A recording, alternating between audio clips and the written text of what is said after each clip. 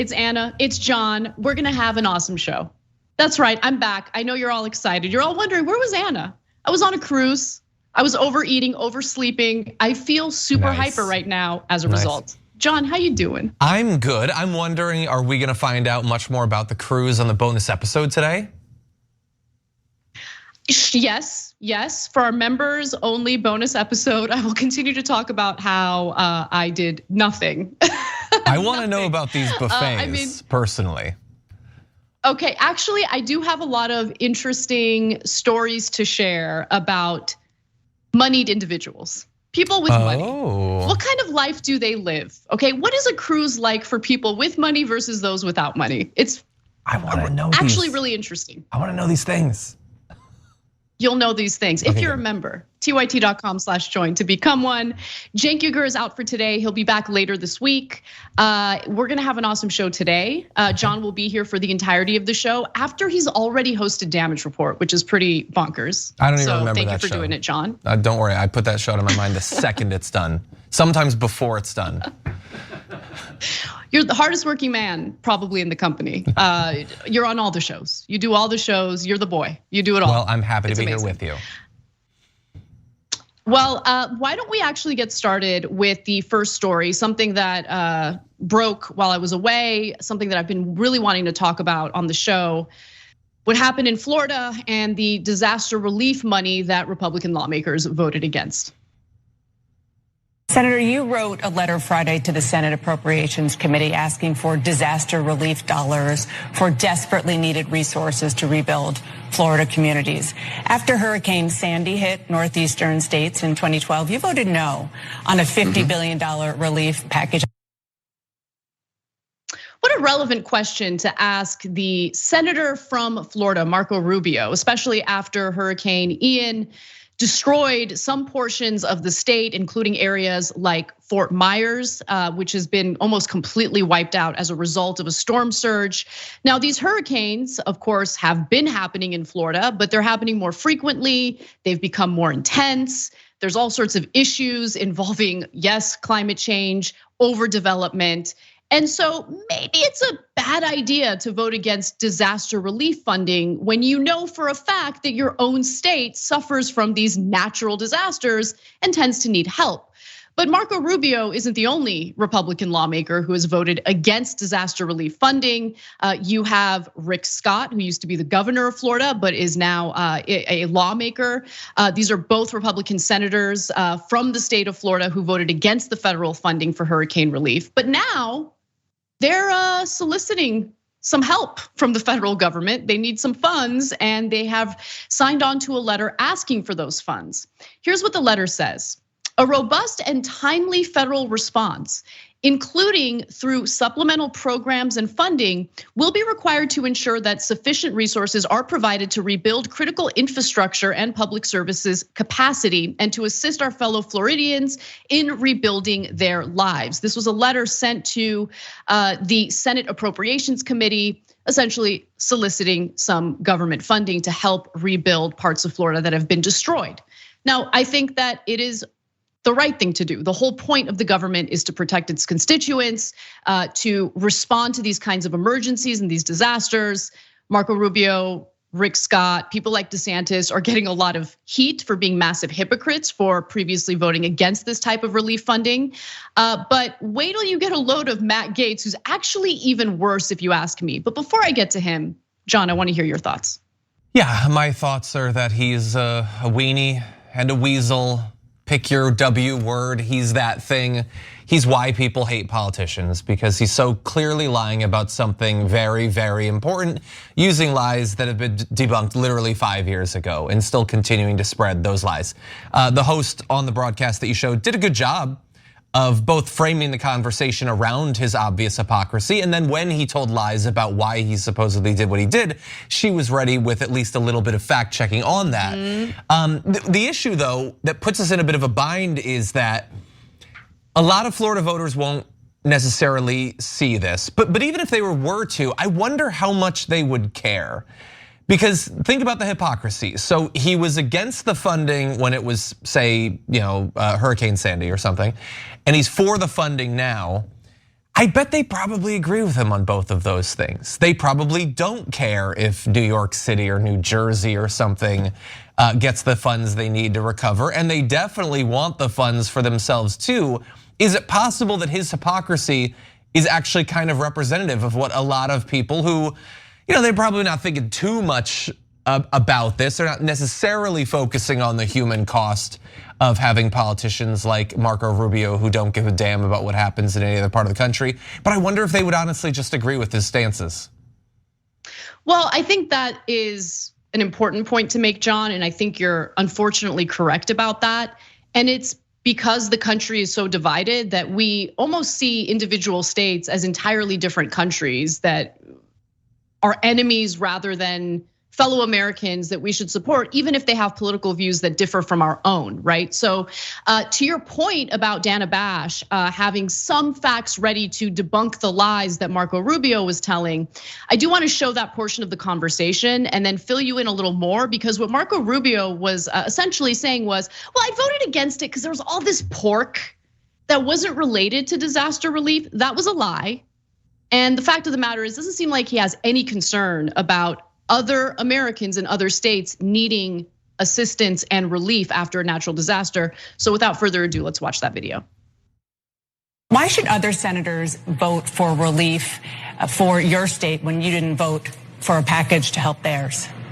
Oh, I've always voted for hurricane and disaster relief. I've even voted for it without pay-fors.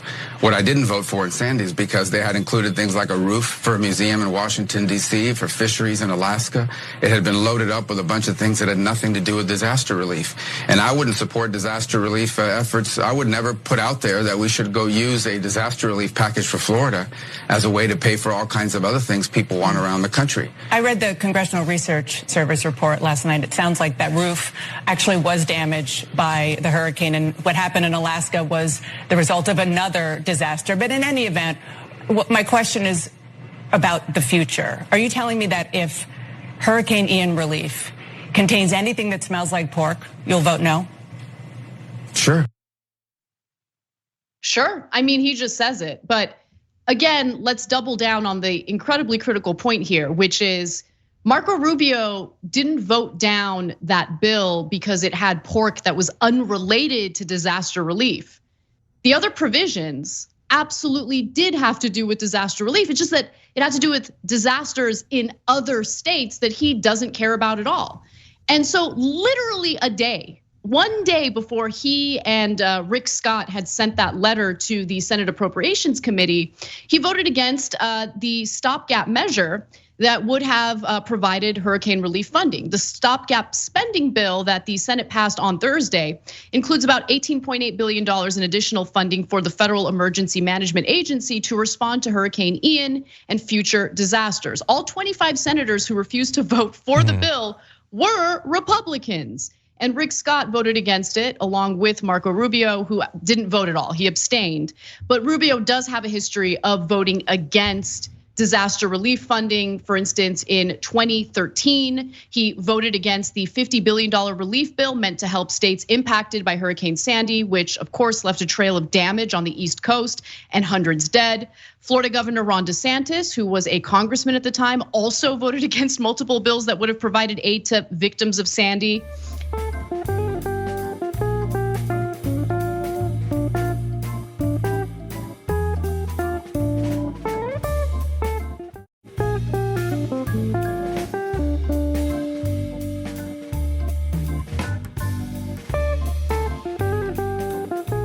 And so this is an ongoing trend. You see it happen over and over again.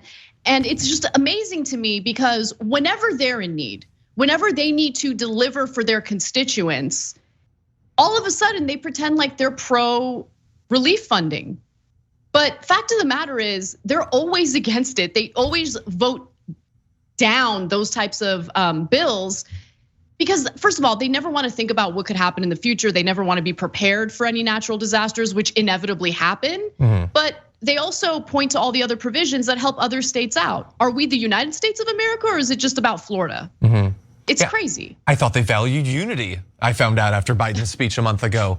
Yeah, and look, we can definitely talk about how, we're all going to be affected by the ravages of climate change. It's going to be incredibly damaging and incredibly costly all over the country, but not equally distributed. Florida's probably going to be hit harder.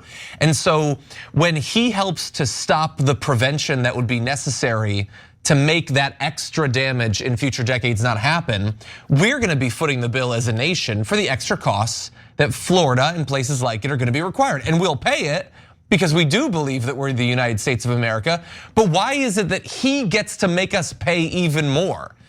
That we could stop it from happening. That would be nice, I would love to do that. He won't let us do that. Republicans like him won't let us do that.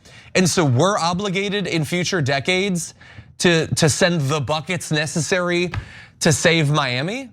We'll do it again because we actually have compassion and we care, but they're not just stopping the aid after the disasters, they're making the disasters more likely to be terrible in the future. But the one other thing I wanted to say was when it comes to her fact checking, which I think was okay, and it's about as much fact checking and as vigorous fact checking as you're allowed to do in the media. But imagine if it was as good as it gets, John. On CNN, it's as good as it gets. It is, but imagine if instead of, oh no, I looked into both of those and that was actually disaster relief funding. Well, moving on. Imagine if instead he says they fixed a roof and that wasn't disaster relief funding. They fixed these fisheries in Alaska and that wasn't disaster relief funding. Imagine if she'd come back and said, oh my God, have your aides, has your office so misinformed you? Dear God, you were trying to do the right thing, but they gave you this terrible information. No, the facts are that all of that was disaster relief funding. Do you now regret the horrible mistake that you made in voting against that? When obviously your heart was in the right place. Or if he were to potentially be able to remember another example, we talked on the Damage Report about New York Times did a fact check. Ted Cruz's office put together 21 things that were in that legislation that they opposed as pork barrel spending. Only one was not actually related to the disaster relief spending. So 20 of their examples were for disaster relief. So put him on the spot and say, since this cannot be the reason you opposed it because your reasons make no sense, what's the actual reason? And Senator, if you would like to move on to other topics, we'll get to that after you answer this. If not, we can just end the interview because you're clearly lying to myself as well as people who've been through these disasters. Why did you actually oppose this since your argument is BS? They could never say it, but imagine if they did. I mean, that would be interesting to watch him weasel his way out of. I think it'd be difficult for him to do it. But yeah, I mean, that would be a great line of questions or great line of questioning. Because look, when we talk about division, they're the ones who sow it, right? They're the ones who have this us versus them mentality. My heart breaks for people in Florida. And when you talk about Fort Myers, you look at the before and after photos of Fort Myers.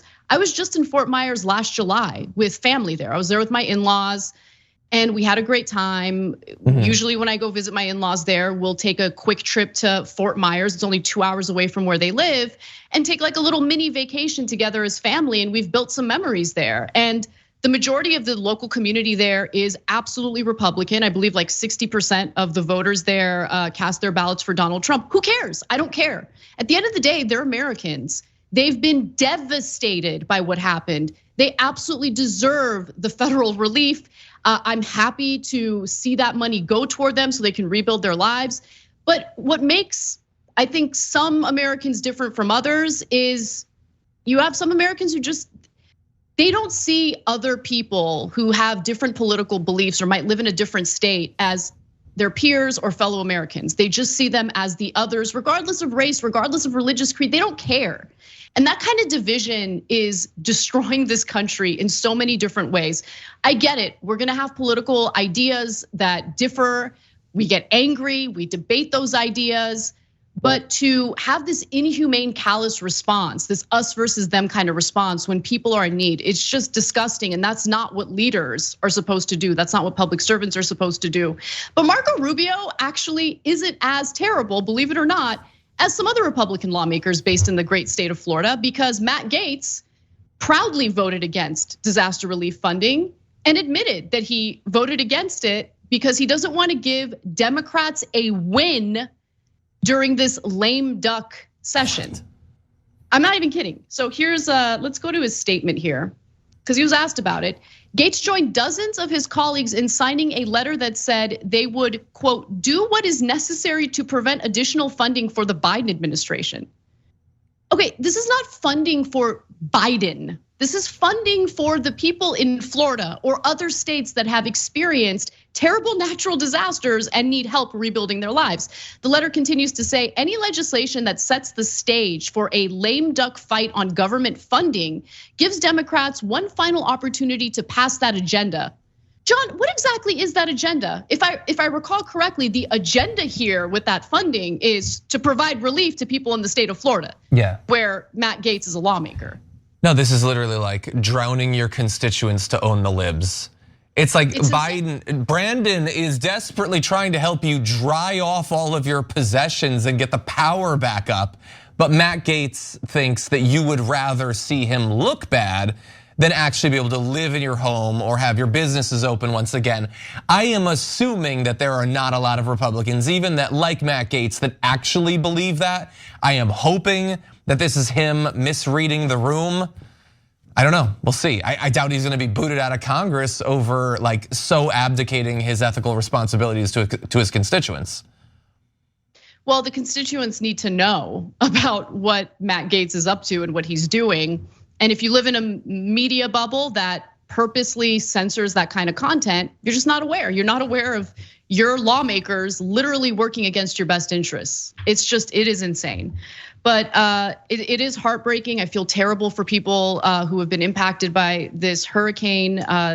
Again, Fort Myers, like looking at those pictures, I was on vacation when it all happened, but looking at those pictures, I was just tearing up because I can't imagine just watching your entire life just be submerged in floodwaters and it's all gone, and to know that you live in a state that doesn't typically like to help people out with government programs, that's also terrifying. Anyway, all right, well, we've got some international news in the next segment. We're gonna get you up to date with the elections in Brazil. We'll also talk about the ongoing protests in Iran. Important stories, so don't miss them. We'll be right back.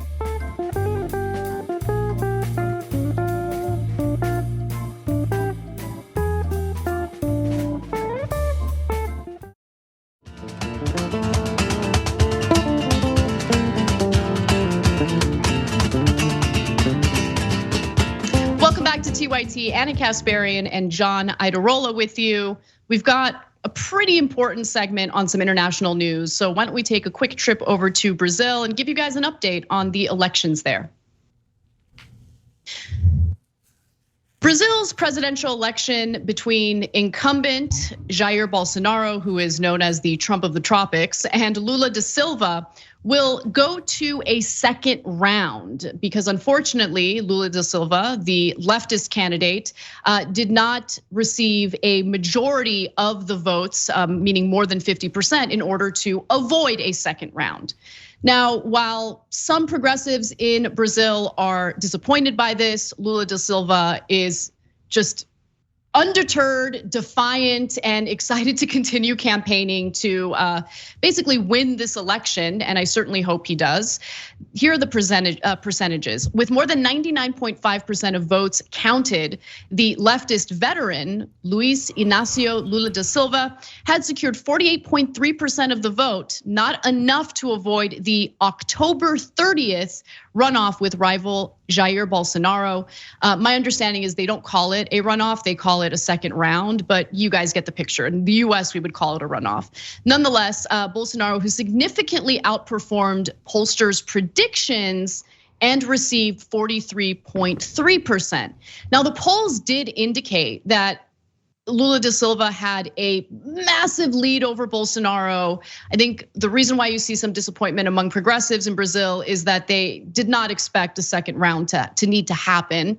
And leading up to the election, you have the Trump of the tropics, Jair Bolsonaro, essentially spouting the same election fraud lies that Trump had spewed prior to the 2020 presidential election. He had also implied that he wouldn't step down or accept defeat if he lost the election, essentially setting up a similar scenario that we have been experiencing here in the United States with Trump refusing to concede. But what I will say is, after the election over the weekend, showing that there would need to be a second round and that the pollsters overestimated the support for Lula da Silva, Jair Bolsonaro shockingly not questioning whether there was election fraud in this presidential election, John. That is funny, but I've seen a couple statements from him that imply that there was still fraud, actually. I mean, really? One would think it's impossible to maintain that fiction, not only when you haven't been knocked out, so you have another chance, so there's not as much of an incentive to imply that the entire thing was fake, but also the fact that you did better than the polls indicated. Now, of course, they're gonna say that that's proof that the polls were lies, but that isn't proof that the electoral system is secure. The fact that he did even better. And if you were to ask them, why are all the polls lies? Because that's what he says, in the same way that Trump and Republicans say that here, that all the polls are lies, despite the fact that they're conducted by many different organizations independently. They're all lies. Why? Well, it's to maintain this fiction that he has no support so that they can steal the election and it'll look like it makes sense. So why didn't they steal the election then? Why didn't Da Silva get 60% of the vote, 55% of the vote? Why? They don't have any answer. How is it exactly that they're doing all this coordination? And how is it exactly that the challenger is able to rig the vote in all of these disparate counties rather than the president, who would theoretically have more capacity? None of this makes any sense. And it doesn't matter if it's in Brazil or if it's in the US, if it's in Russia, the arguments are all the same. They're all nonsensical, except in that they're designed to appeal to people who have a victim complex. When you train your supporters to believe that the other side are the absolute worst, they'll do nothing to not lose, or there's nothing that they won't do to not lose, then you'll believe anything. You don't have to make rational arguments. And so that's what we're seeing. But bear in mind, he's going to continue to assert that you can't trust the vote, even if it allowed him into the second round, because he needs to keep the option of saying it just in case in the second round Da Silva does win. Right, and look, Lula da Silva does have a significant lead over Jair Bolsonaro. So the chances of him winning the presidential election, winning the second round, pretty high chances, right? And Lula knows that, which is why he remains defiant. He didn't, get disappointed, or at least didn't show that he was disappointed. He said, following the results of the election, quote, "The struggle continues until our final victory. We are going to win these elections. This for us is simply extra time." I mean, the man is incredible, not only due to the policies that he had implemented when he was the leader of Brazil. He lifted tens of millions of Brazilians out of poverty. He was doing really well in the previous presidential election, and the reason why he didn't win is because he was made a political prisoner by Bolsonaro and the judge who was working with Bolsonaro to essentially throw Lula da Silva in prison for these trumped up nonsense corruption allegations. That was thrown out eventually, which is why he's able to run in this election. But when he was casting his ballot, when Lula was, he made a point about that, about how good it felt to be able to vote, because in the previous election, he didn't have the ability to. He was thrown in prison because he was made a political prisoner. So it would clear the way for Bolsonaro to be the leader. But I wanna go back to a quick point you made, John. I think it's an important one about this conditioning of victimhood, right? Conditioning people to see themselves as victims when they're not. It is amazing how well that works, how easy it is to propagandize people into thinking that they're somehow being screwed over, or they're somehow victims because of their political ideology. A good example is, conservatives here in the United States constantly talking about how they're censored, how leftists won't have conversations with them, how they won't be debated because we're always running away from them. They will make that argument as they're on progressive or leftist shows. It's it's amazing, and there's no stop in that line of thinking, even as there's a contradiction slapping them in the face, Yeah, no, 100%. And for some, it's to train them to think of themselves as victims when they're not. Like think middle class or wealthy Republicans that believe that them being white is the worst handicap ever, and they're being that's absolute nonsense. And then there's taking people who are actually victims of a variety of different things, very poor conservatives potentially, and convincing them that they're a different sort of victim. that it's not their economic problems really that need to be fixed. It's something else, something that doesn't challenge the economic status quo. What's been interesting about this, the election in Brazil, because I've been following a great episode of John Oliver's show, breaking it down last week. I've been tracking some of what Bolsonaro's been saying and everything. And all too often, I feel like for a very long time, people are not upfront about their lack of expertise about the politics of different countries, because different countries are different political histories, different political cultures. I'm not an expert on Brazil, I'm simply not. And yeah, I've noticed that it seems to matter less these days. If you listen to Bolsonaro, if you see his speeches, it sounds exactly like what you could say Trump or you could say DeSantis or Tucker Carlson are saying. It's the same exact boogeyman. And honestly, Vladimir Putin had his big speech just a few days ago. He was talking about literal Satanism and the transgender community and everything. Like in the same way that like fast food franchises have made every town in America kind of the same, like boneheaded, primal, pathetic conservatism has made the politics of so many countries seemingly the same on the surface at the very least. No, absolutely. And the reason why they go to their endless talking points about transgender people or whatever is because they want any distraction, any scapegoat for the pain and suffering they cause by colluding with corporate interests to essentially rob their own constituents. Yep. And it's disgusting because at the end of the day, everyone gets screwed. The only people who come out winning are the corrupt politicians and the corporations they serve. In the communities they target get demonized, harassed, targeted, and the rest of the population who gets fooled into believing these narratives get robbed. It's just, it's so wrong. And the other thing I wanted to just quickly mention is this is such a critical election because it's not just about Brazil, it's about what Bolsonaro is doing to the indigenous community there, what Bolsonaro has done to the Amazon with the endless logging that's been taking place, just destroying the Amazon rainforest. And he seems to have absolutely no regard for democracy. And I think that was already evident in what he did to his political opponent in the previous presidential election. But we'll keep an eye on this. As I mentioned, the second round will take place October 30th. And I really do hope that Lula da Silva keeps up with this momentum. He's an incredibly inspiring person, and this would be incredible news. Lula winning would be just a massive win for not just Brazil, but for progressives and leftists across the globe. All right, well, let's move on to some of the unrest taking place in Iran. It's interesting, John, you and I have covered this story together and we're continuing to cover it together, and I'm happy to do it. So let's talk about the latest.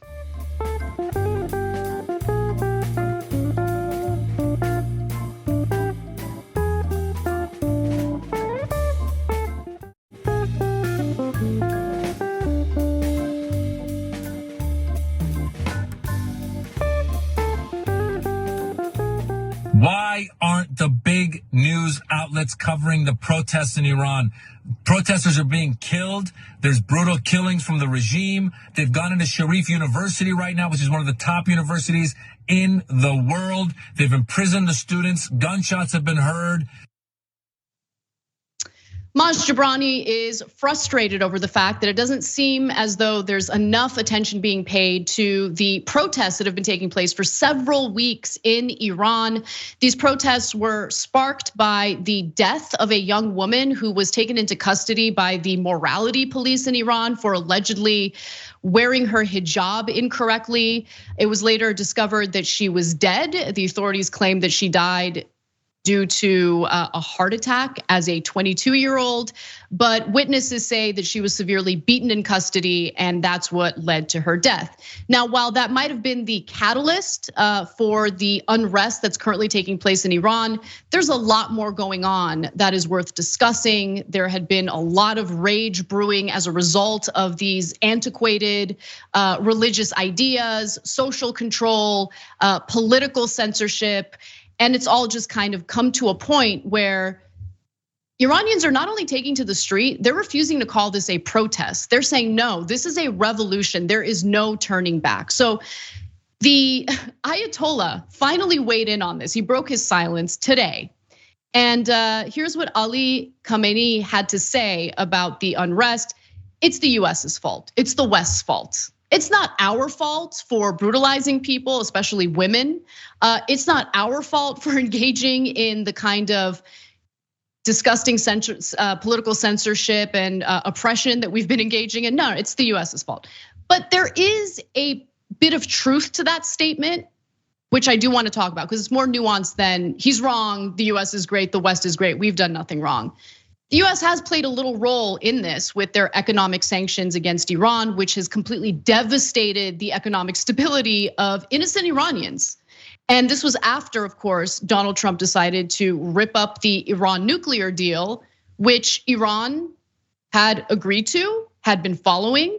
They had completely stopped developing their nuclear program. There were safeguards in place to make sure that they were following through on their promises. But of course, Trump came in, ripped that up. And what do you think Iran's gonna do? They're gonna go back to developing their nuclear program. And so the sanctions have devastated people there, and it happened just before COVID. And as we all know, COVID has been an economic disaster for most countries. So it's just been one issue compounding after another after another. Now let's get you the actual statement by the Ayatollah. Speaking to a cadre of police students in Tehran, Khamenei said that he was heartbroken by the death of 22-year-old Mahsa Amini in police custody, calling it a sad incident. Really, do you really find it sad? Why was she arrested in the first place? However, he sharply condemned the protests as a foreign plot to destabilize Iran, echoing authorities' previous comments. He says the rioting was planned. These riots and insecurities were designed by America and the Zionist regime and their employees. Yes, it was America that convinced the morality police in Iran to take a 22-year-old woman into custody and then allegedly beat her to death. But I do want to get to the nuance in a moment. John, I want to give you a chance to jump in first though. Yeah, so I mean, I guess I'm jumping in as late in this now as he is. Like his statement is terrible, his statement is trash.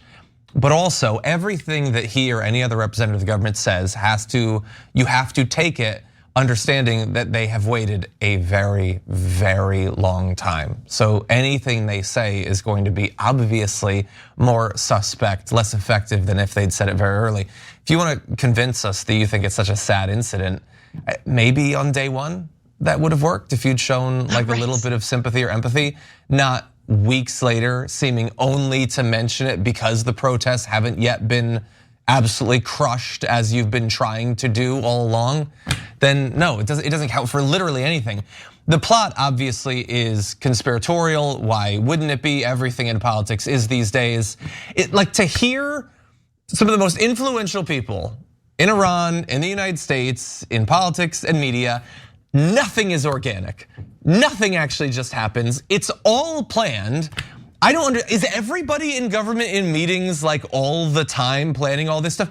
How exactly would we get all of these young people in Iran to protest day after day after day with the threat of imprisonment or death? How would we convince them to keep doing that?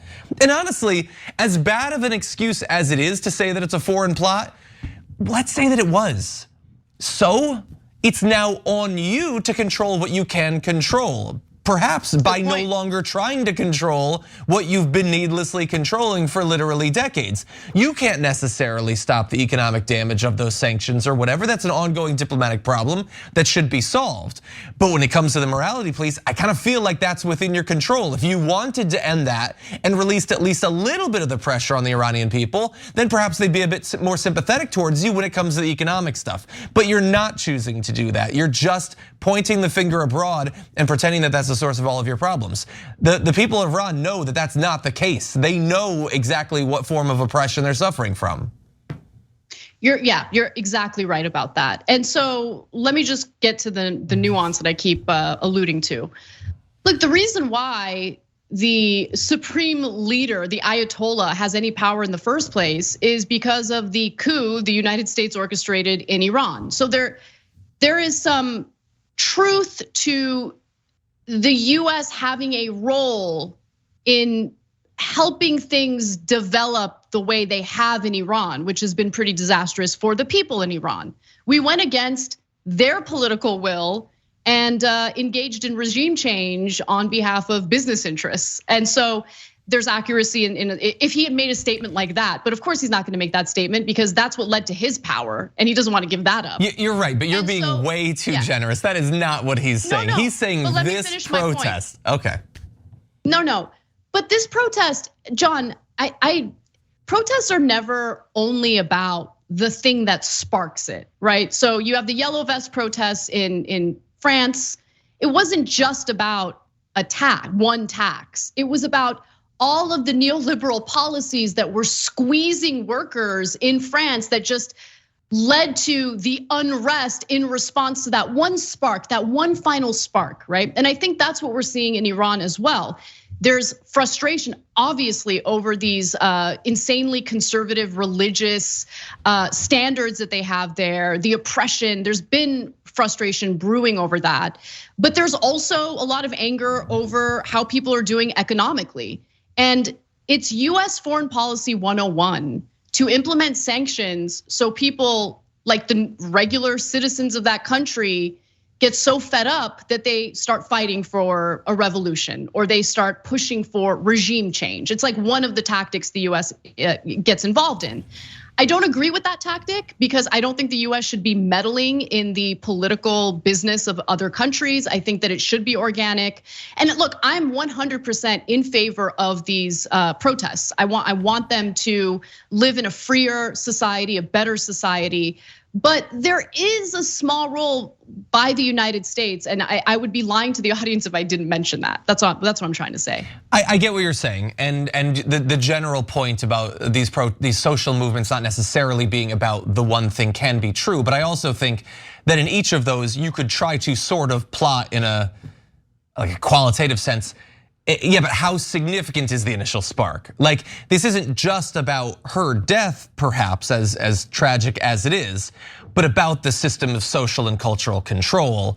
That doesn't necessarily encapsulate all of the concerns, clearly, like if you listen to the protesters, it doesn't. But it's also more than enough by itself. If that was the only thing, I think that's enough to generate a social movement like this. And yeah, and like again, he's not making the point that like this is the obvious end result of decades of American foreign. Like you're making a nuanced point that's based in history and makes sense. He is not listening to people's actual concerns and trying to convince them you've just been manipulated by the Americans, who literally won't even allow you to access the internet to listen to what the Americans are saying. They can't hear us right now. Yeah. And so like that's not gonna work. That's just not a convincing argument at that point. Oh, 100%. And let me just be clear.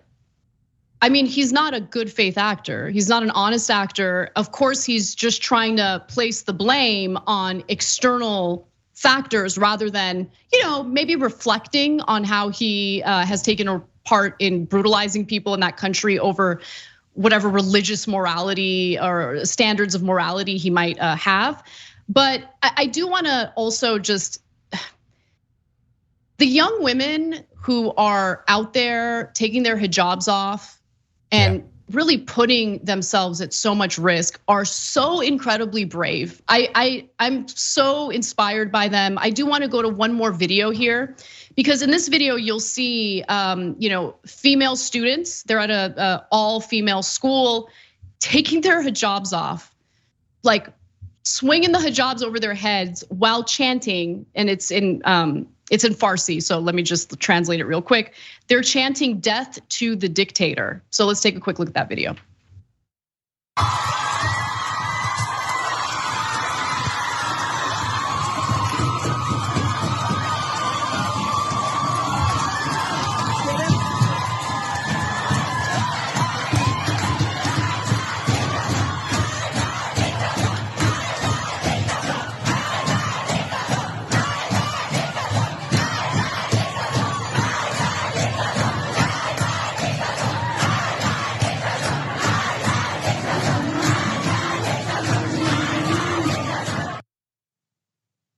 It's just incredible. And I mean, thousands of people have already been arrested for taking part in these demonstrations. It's hard to pin down the exact number of fatalities. Amnesty International put out a number that says dozens of people, upwards of 50 individuals have died, including 5 children, but the number's probably higher than that. Some of the protesters have been met with live ammunition. It's just what you would expect from a terrible, oppressive regime, and they're still willing to put their literal lives on the line to fight for a better future. Yeah, it's obviously incredibly inspiring, and it makes me think. Like, I know sometimes, I think even our fans get annoyed at how much time I spend, especially on the damage report, responding to incredibly fragile, broken men freaking out about everything involving women, about women in the military, whether it's Tucker Carlson or She-Hulk comes out and they just start crying for literally weeks, and the Woman King comes out and Ben Shapiro like hides under the covers for a full weekend. Like, the reason that I freak out so much about that is when I see like those scenes, and we've been seeing them now for a couple of weeks, it is a reminder that should not be necessary of how much women are capable of, how brave and strong and big and effective they can be. And these guys don't want that. They want humanity to face its future with an arm tied behind its back. Not all of us working together as best as we can be, as free as we can be, accomplishing everything that we can do. They don't want that. They are on the side of the oppressors. In Iran, here, it's the exact same thing. We see that and we're inspired. Charlie Kirk and Ben Shapiro see that and they're ready to start crying again. They do not want women to be inspired. They don't want them to see those scenes. They don't want them to see fictional depictions. We should all be cheering this sort of bravery. I could not agree more. And I think the biggest miscalculation I have personally experienced by conservative men is the effort to underestimate the capabilities of women. I think Dennis Prager learned that lesson the hard way last week. Just putting that out there. But to the women of Iran, to all the people who are fighting for more rights, for a better future, more power to you, solidarity. I just love that they're fighting, and we'll stay on this story and update you guys as we learn more. For now, though, we got to take a break. Send in your super chats, send in your members' comments. I'll read them during the social break. But when we come back, we'll give you an update on a Pennsylvania Republican candidate's efforts to manufacture more culture wars. And in an effort of doing so, basically telling constituents, I'm gonna do nothing for you. That story and more coming right up.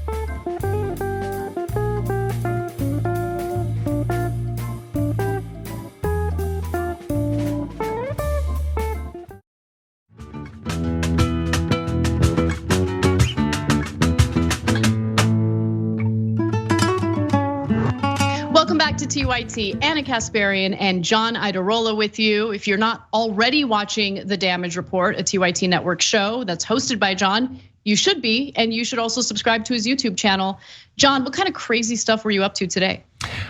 Today, what did we talk about today? There was a little bit of updates in the document scandal, more documents that apparently had not been turned over, including electronic communications. So we gave a little bit of an update on that, as well as a couple different defections that appear to be going on in Trump's legal team. So that was definitely fun. Herschel Walker gave an interview, terrible idea. He should literally never do that. And oh no, definitely Rick Scott doing everything he can to dodge questions about what Marjorie Greene and Trump have been saying, the threats they've been making against other politicians. That was a lot of fun.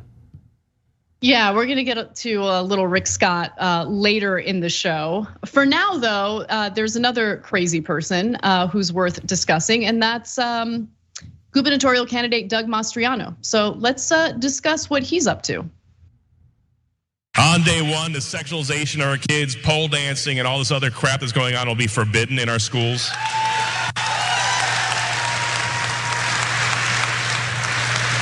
On day one, all the pornographic books that are in elementary schools will be pulled out.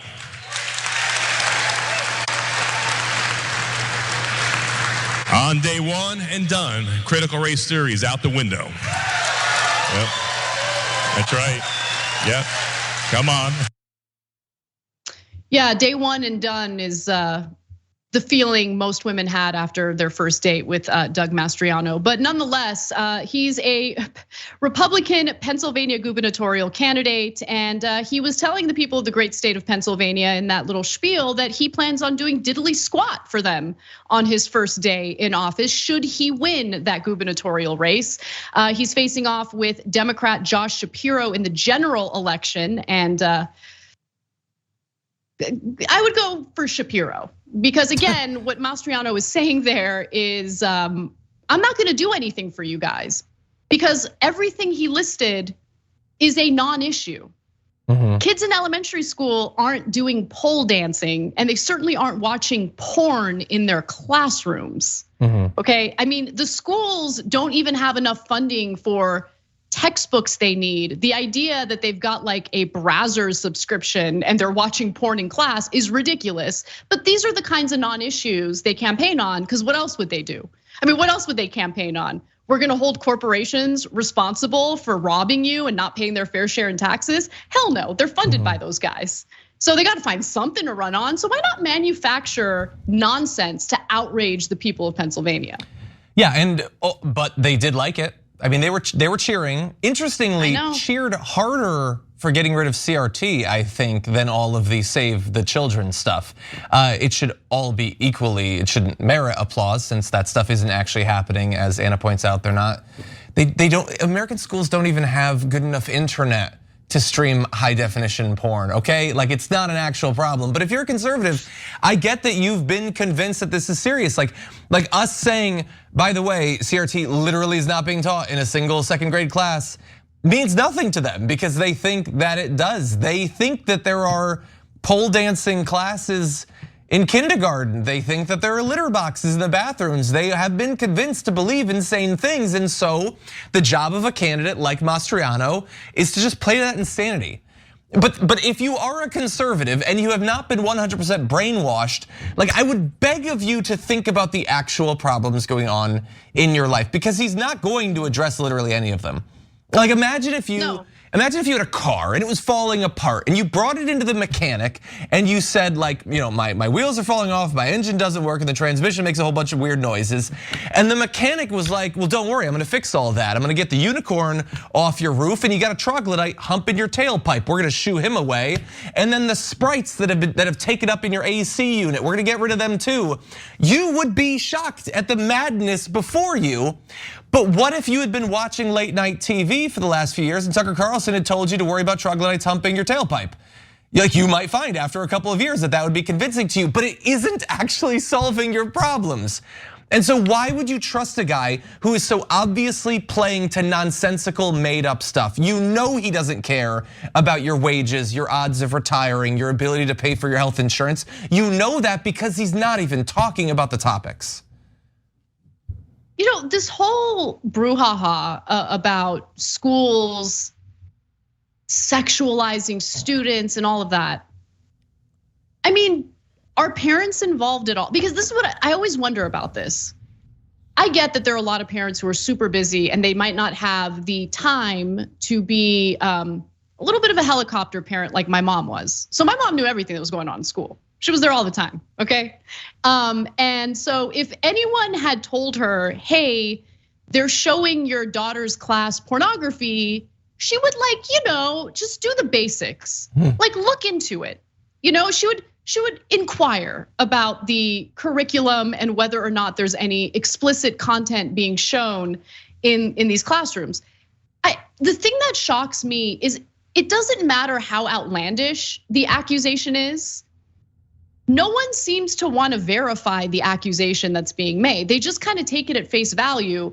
And what is it about, I don't know, some portion of the country, it might be most people in the country, who are so ready and willing to take the sleaziest politicians' words at face value and just go along with it and be scared, like constantly live in a state of fear over issues that don't even really exist. Well, I mean, you know that in a lot of elections, really milquetoast, awful Democrats will try to make the election about how bad the other side is. And it's often not that difficult to do because the other side is pretty bad.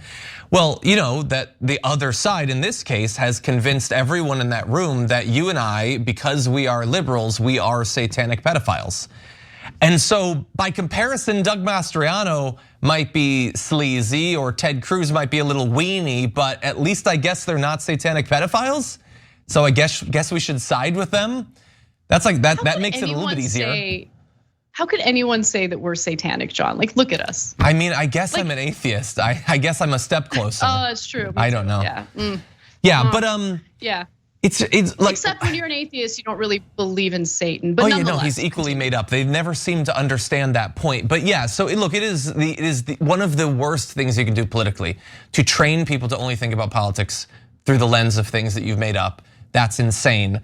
But they have one tech tool that's helping make that work. As you point out, every one of those parents has never seen like a stripping pole or something in a classroom they go to. They don't read the books in the library, but if they did, they would find that they're not hardcore pornography. So how can it work? Well, it can work because they don't need to see those things in their school. First of all, they trust Republican politicians implicitly, but more importantly, they are presented with made up stories from somewhere else. So Ben Shapiro, who will never cover the actual news, he'll have some story about a second grade teacher in Louisiana saying the word gay or something. Or Tucker Carlson will be able to highlight that in San Francisco, there was a drag show or something. They don't need to see it in their actual school because it's fed to them by libs of TikTok. Now it's all made up, it's all fantasy, but they believe that it's this pervasive problem. Nobody ever needed to prove the rainbow parties were happening or any of these other urban myths, but that didn't stop parents from around the country being terrified by it because they heard about it anecdotally. What were the rainbow parties? Google it. Anyway, just one of these myths that parents believe. That's how it works. Is they hear it through the grapevine, but in this case, it's the Fox News grapevine or the Telegram grapevine or the Truth Social grapevine. They believe, okay, maybe I haven't seen it, but it's everywhere, so it's probably here too. Listen, if having children means that you're gonna live in a state of unjustified fear, maybe reconsider having kids.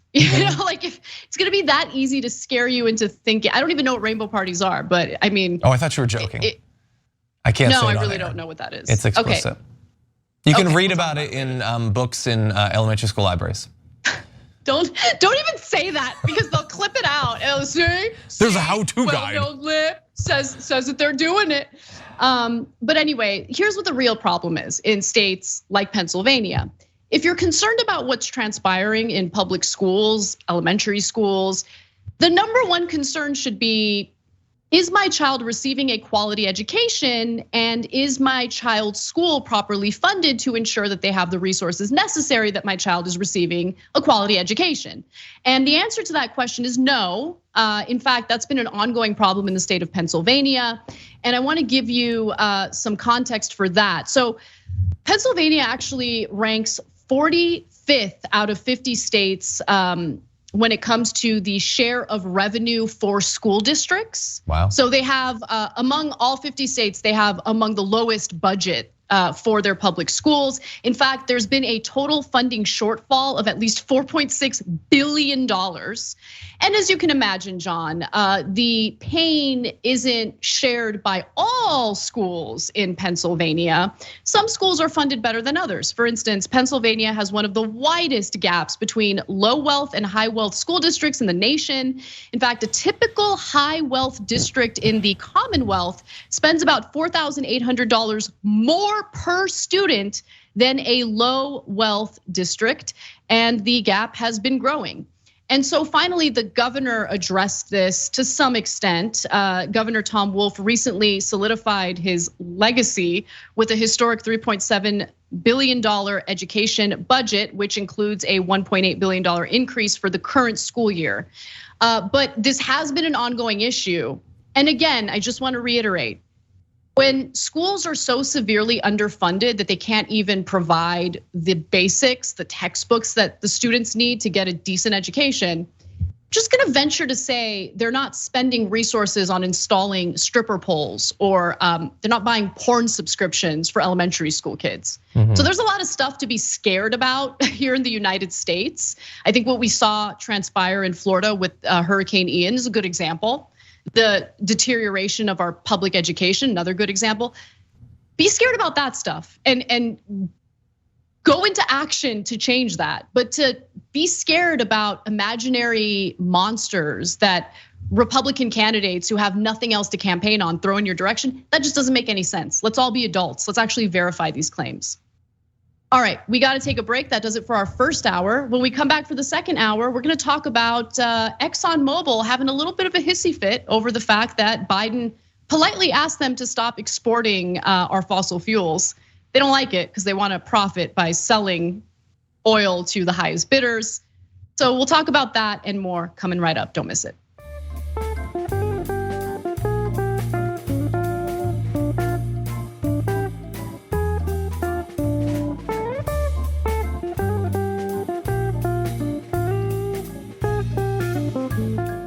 Thanks for listening to the full episode of The Young Turks. Support our work, listen ad-free, access members-only bonus content, and more by subscribing to Apple Podcasts at apple.co/TYT. I'm your host, Cenk Uygur, and I'll see you soon.